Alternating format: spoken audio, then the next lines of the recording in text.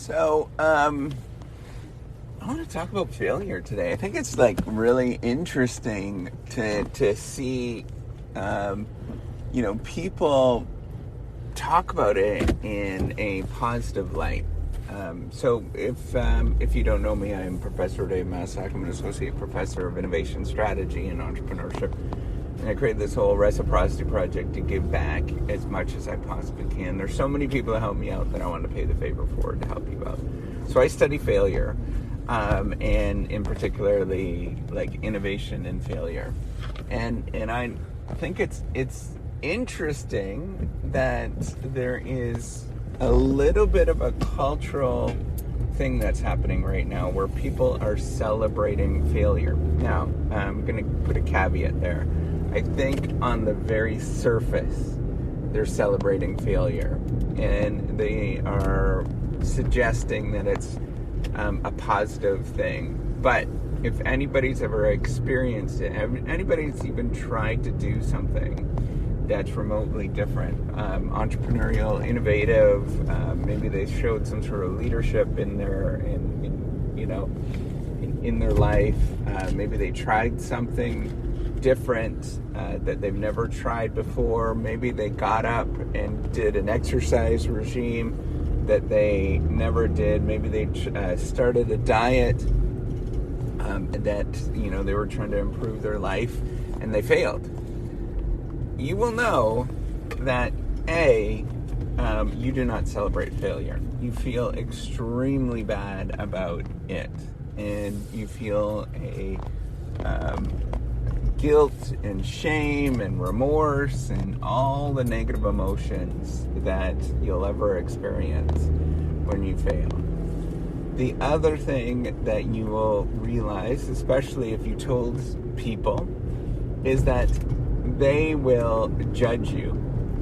They will judge you about all of the fact that you tried something, you didn't do it. You couldn't complete this thing. You didn't do a good job. You look at this thing. You spent all this money on this thing, and it was a waste. Look at this. You're kind of a huckster, or look at you're flipping from this thing to that thing. All of that stuff is in response to failure, and that comes from when people try something and people shame you and stigmatize you for actually trying that thing.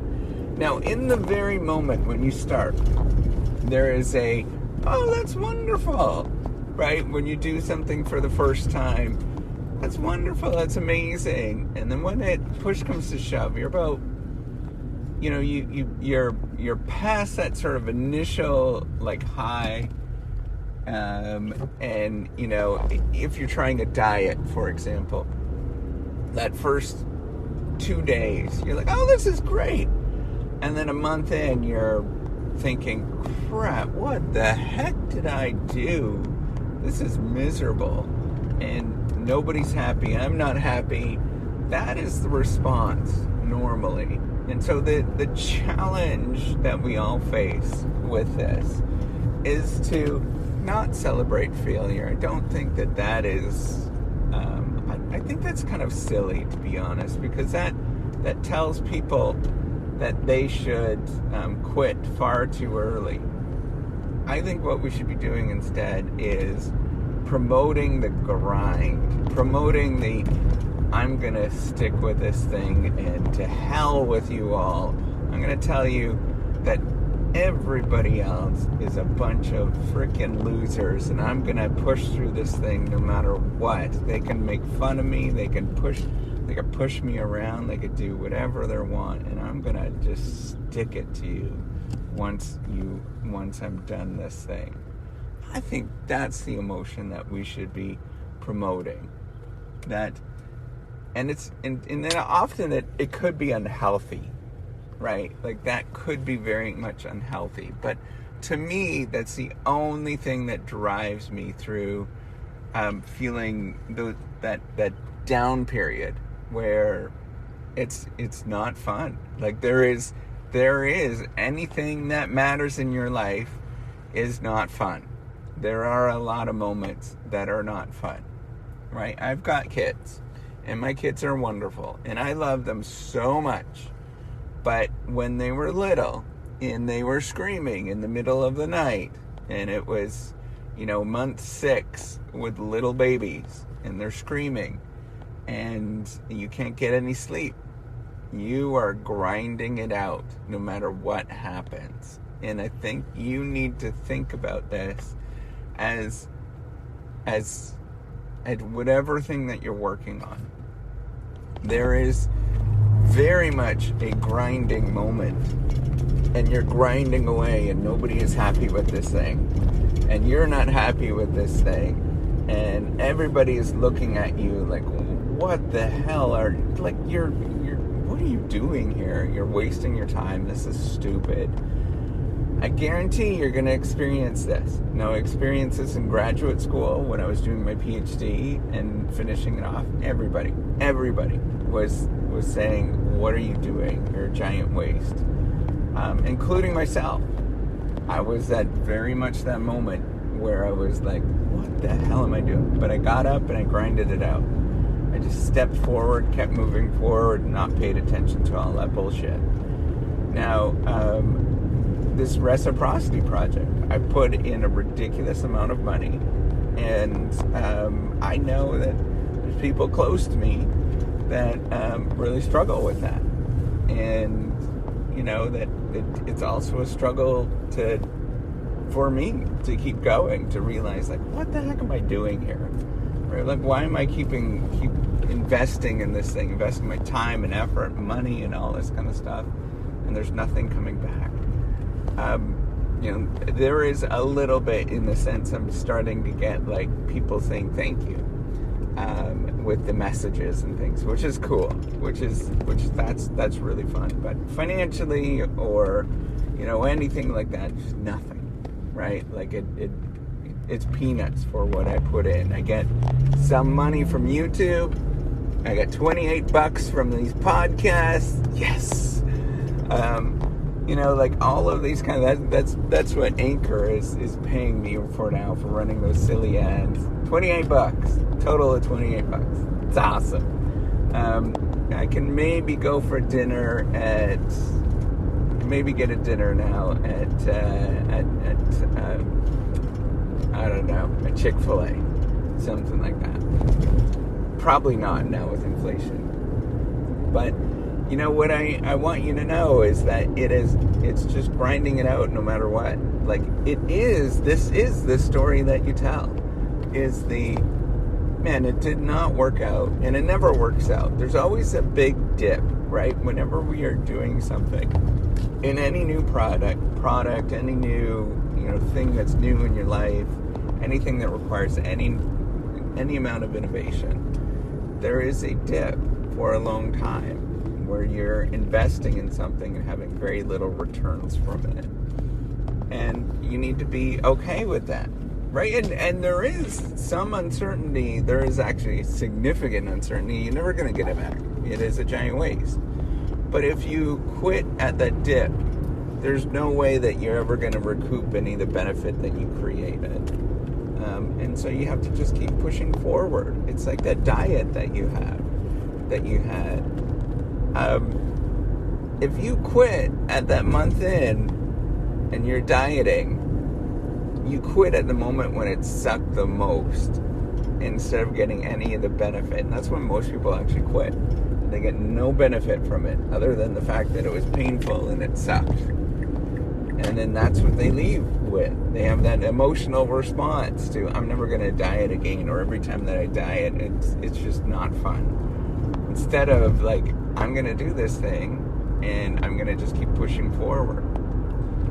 Now, you can minimize the amount of failure that you experience, obviously, like if you think of the diet analogy, by eating things. So for me, I lost 30 pounds it was about 8 years ago, and I probably have eked back a little bit of it. I'm probably 10 pounds, 15 pounds heavier than what I was. when I lost all of that weight, and it felt great because it was very easy to be on my joints. It was I've never had that feeling before. I've never been that thin, and it was just a really great feeling because it felt very light and freeing. But what I did to get there is I just looked at all the foods I was eating, and I basically removed one thing every day out of my diet until it became something that was more manageable into what I eat. And it's close to what I eat today, but then I cheat a lot more. That's why I'm sort of eking up, and I probably eat a lot more desserts. I do eat a lot more desserts than what I used to, because now our kids are older, which that's why they bring joy into my life. We get to eat desserts and ice cream and things like that, and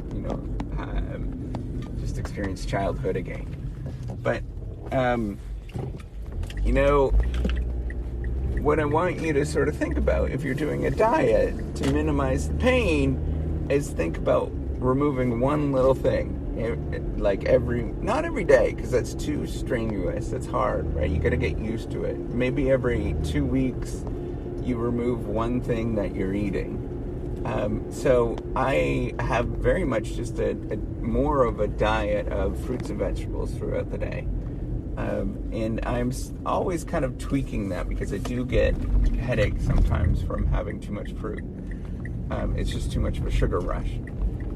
But, thinking about like, what do you sort of tweak? What do you sort of whittle away to get to the moment of actually creating something, or, having a diet that is manageable for you, instead of thinking about like, I'm going to go all in on this. I've done those things. So a couple of years ago, I did the don't eat until 2 diet, and it works, and it actually wasn't that bad. The problem is I started getting headaches from that, so I had to pull back. But there's a lot of things like that that you can sort of incrementally do rather than jumping into it and picking and choosing the sort of things that are it's just easier. And so what you want to do is manage that feeling of failure that you're going to experience, rather than the sort of colossal imploding of managing it, so that it doesn't, it's a temporary, like, this is not great, but I can manage with it. And that's what I'm talking about, is managing all of the negative emotions that you're going to get from quitting at something, and doing something incrementally smaller. So that's all I want to say is, I don't think we should be celebrating failure. I think we should be open about it, and I think we should be okay with it. We should really destigmatize it.